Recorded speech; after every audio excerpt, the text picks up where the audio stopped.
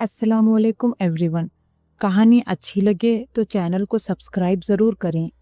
तो आइए सुनते हैं एक अल्लाह के वली और नेक जिन्नात की दोस्ती की कहानी। हिंदुस्तान की सरजमीन हमेशा से अल्लाह के नेक बंदों, औलिया इकराम और अहले दिल बुजुर्गों की ज़मीन रही है। यहाँ के गांव-गांव में ऐसे लोग मिल जाते थे जिन्होंने दुनियावी चमक दमक से किनारा कशी इख्तियार की और अपने दिल को अल्लाह की याद से आबाद रखा। इन्हीं नेक लोगों में एक बुजुर्ग हज़रत सैयद अब्दुल रहमान रहमतुल्लाह अलैह भी गुजरे हैं। वो निहायत सादा मिजाज, क़नात पसंद और जाहिद शख्स थे। बचपन ही से आपको ज़िक्र व इबादत का शौक़ था। गांव के लोग उनसे मोहब्बत करते थे, मगर आपकी तबीयत ज़्यादातर तन्हाई पसंद थी। अक्सर रात के वक्त आप गाँव से निकलकर एक पुराने टीले पर जा बैठते और वहाँ घंटों तिलावत करते रहते। इस टीले के करीब घना जंगल था जिसके बारे में लोग तरह तरह की बातें किया करते थे। कोई कहता कि वहाँ अजीब मखलूक रहती है, कोई कहता कि रात को रोशनी नज़र आती है। मगर हज़रत अब्दुल रहमान रहमतुल्लाह अलैह ने कभी उन बातों पर तवज्जो न दी। उनका यकीन था कि जिस दिल में अल्लाह का जिक्र आबाद हो उसे कोई मखलूक नुकसान नहीं पहुँचा सकती। एक रात की बात है, चांदनी रात थी और हज़रत अब्दुल रहमान रहमतुल्लाह अलैह हमेशा की तरह अपनी तस्बीह और कुरान के साथ टीले पर जा बैठे। ठंडी हवा चल रही थी और जंगल की खामोशी गहरी हो रही थी। उसी असना में आपको कुछ फासले पर रोशनी सी महसूस हुई। पहले तो ख्याल आया कि शायद किसी मुसाफिर ने चिराग जलाया है, लेकिन जब गौर किया तो देखा कि रोशनी के दरमियान कुछ लोग सफ बांध कर खड़े हैं। करीब जाकर मालूम हुआ कि वो लोग नमाज में मसरूफ़ हैं। हज़रत अब्दुल रहमान रहमतुल्लाह अलैह ये मंजर देखकर हैरान रह गए। वो सोचने लगे कि ये कौन लोग हैं जो आधी रात को इस सुनसान जंगल में नमाज पढ़ रहे हैं। नमाज ख़त्म हुई तो उनमें से एक शख्स आगे बढ़ा जिसके चेहरे पर नूर ही नूर था। उसने मुअद्दिब अंदाज में सलाम किया और कहा, अस्सलाम वालेकुम या वली अल्लाह। हम जिन्नात हैं और सदियों से उसी जंगल में रहते हैं। आज आपकी आवाज़ तिलावत हम तक पहुंची तो हमने यहाँ आकर नमाज अदा की। ये सुनकर हज़रत अब्दुल रहमान रहमतुल्लाह अलैह कुछ लम्हे खामोश रहे, फिर मुस्कुराकर जवाब दिया, वालेकुम अस्सलाम व रहमतुल्लाह। अगर तुम अल्लाह के बंदे हो और नमाज कायम करते हो तो मेरे नज़दीक तुम मेरे भाई हो। यह पहला तारुफ और पहला लम्हा था जिसने आगे चलकर एक अजीब व गरीब मगर पाकीज़ा दोस्ती की बुनियाद रखी। उस पहली मुलाकात के बाद नेक जिन्नात का काफिला बार बार आने लगा। कभी वो हज़रत अब्दुल रहमान रहमतुल्लाह अलैह के पास बैठकर कुरान सुनते तो कभी वो उनसे दीन के मसाइल पूछते। हज़रत अब्दुल रहमान रहमतुल्लाह अलैह भी उन्हें निहायत मोहब्बत और शफ़क़त से नसीहत करते। एक दिन उनमें से एक जिन बोला, हज़रत हम जिन्नात अक्सर दीन की बातों में उलझ जाते हैं। हमारे पास किताबें नहीं, ना उल्मा तक आसान रसाई है। आप हमें दीन सिखाएं, हम आपके शागिर्द बनना चाहते हैं। ये सुनकर हज़रत अब्दुल रहमान रहमतुल्लाह अलैह की आंखों में खुशी के आंसू आ गए। उन्होंने कहा, ये मेरे रब का फ़ज़ल है कि उसने मुझे अपने बंदों को दीन सिखाने के लिए मुंतखब किया, चाहे वो इंसान हो या जिन्नात। यूँ जिन्नात की तालीम और तरबियत का सिलसिला शुरू हुआ। रात को जब गांव वाले सो जाते तो जंगल के किनारे एक छोटी सी महफिल सजती। उस महफिल में कुछ इंसान भी शामिल होते और कुछ नेक जिन्नात भी। सब मिलकर कुरान की तिलावत करते, हदीस सुनते और अल्लाह की याद में आंखें नम कर लेते। एक रात एक जिन ने बताया, हज़रत जब आप कुरान पढ़ते हैं तो आपकी आवाज़ हवा के साथ बहुत दूर तक पहुंचती है। हम में से कई जिन्नात जो मीलों दूर रहते हैं वो भी उस आवाज़ से मुतासिर होकर यहाँ पहुँच जाते हैं। हज़रत अब्दुल रहमान रहमतुल्लाह अलैह ने शुक्र अदा किया और फरमाया, ये अल्लाह का कलाम है जो पत्थरों को भी नरम कर देता है। एक मर्तबा हज़रत अब्दुल रहमान रहमतुल्लाह अलैह किसी दूसरे गांव जा रहे थे। रास्ता दुश्वार और लंबा था। अचानक बारिश आ गई और रास्ता कीचड़ से भर गया। हज़रत को फिक्र हुई कि इशा की नमाज तक कैसे पहुंचेंगे।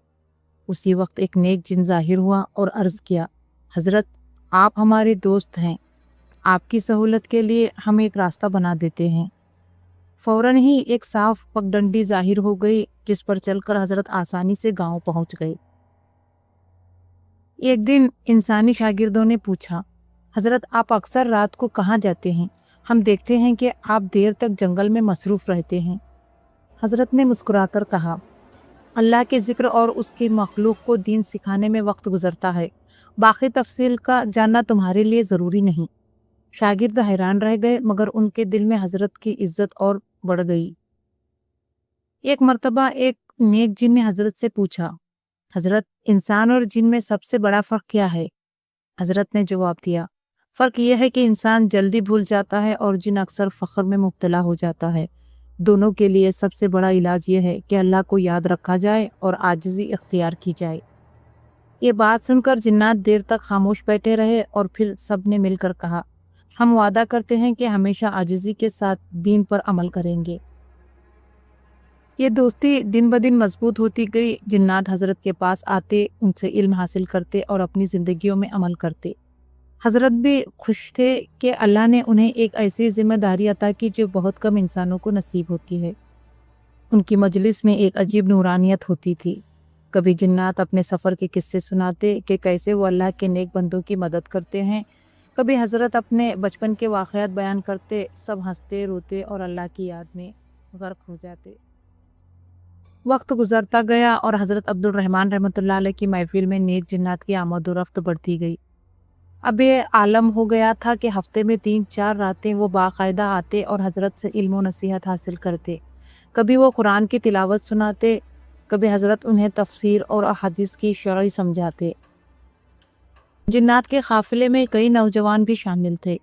وہ حیرت سے دیکھتے کہ کس طرح ایک انسان جو دنیاوی شان و شوکت سے خالی ہے، صرف اللہ کے ذکر سے اتنی عظمت رکھتا ہے کہ اس کے محفل میں بیٹھنے سے دلوں کو سکون ملتا ہے۔ ایک دن گاؤں کا ایک نوجوان سخت بیمار پڑ گیا۔ کئی حکیموں نے علاج کیا مگر افاقہ نہ ہوا۔ اس کے گھر والے حضرت عبد الرحمن رحمۃ اللہ علیہ کے پاس آئے اور دعا کی درخواست کی۔ حضرت نے قرآن کی تلاوت کی اور اس پر دم کیا۔ اسی وقت ایک نیک جن نے حضرت سے کہا، حضرت اس بیماری کی جڑ جسم میں نہیں بلکہ ایک پرانی پریشانی میں ہے، ہم اجازت چاہتے ہیں کہ اسے دور کریں۔ حضرت نے اجازت دی۔ وہ جن غائب ہوا اور کچھ لمحوں بعد واپس آ کر بولا، اب یہ نوجوان انشاءاللہ صحت مند ہو جائے گا۔ چند دن میں واقعی نوجوان تندرست ہو گیا۔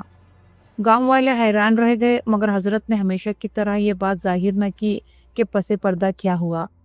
ایک مرتبہ حضرت عبد الرحمن رحمۃ اللہ علیہ نے اپنے شاگردوں کو دوسرے گاؤں بھیجنا چاہا تاکہ وہ وہاں دین کی باتیں پھیلائیں۔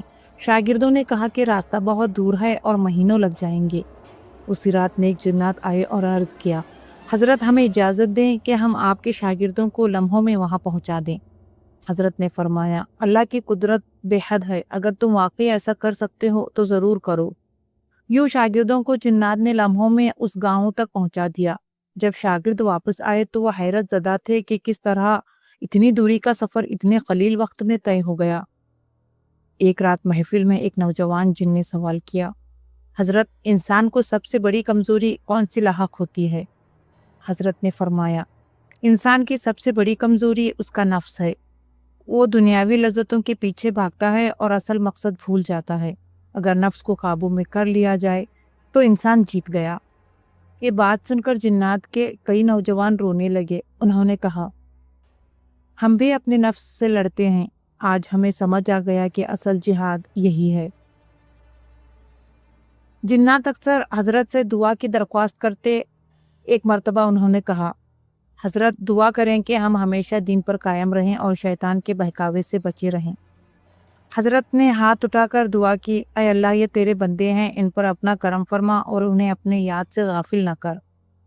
جنات کی آنکھوں سے آنسو بہنے لگے۔ وہ ایک دوسرے سے کہنے لگے، ہم نے انسانوں کو روتے دیکھا ہے مگر آج ہم خود اپنے رب کی یاد میں روئے ہیں۔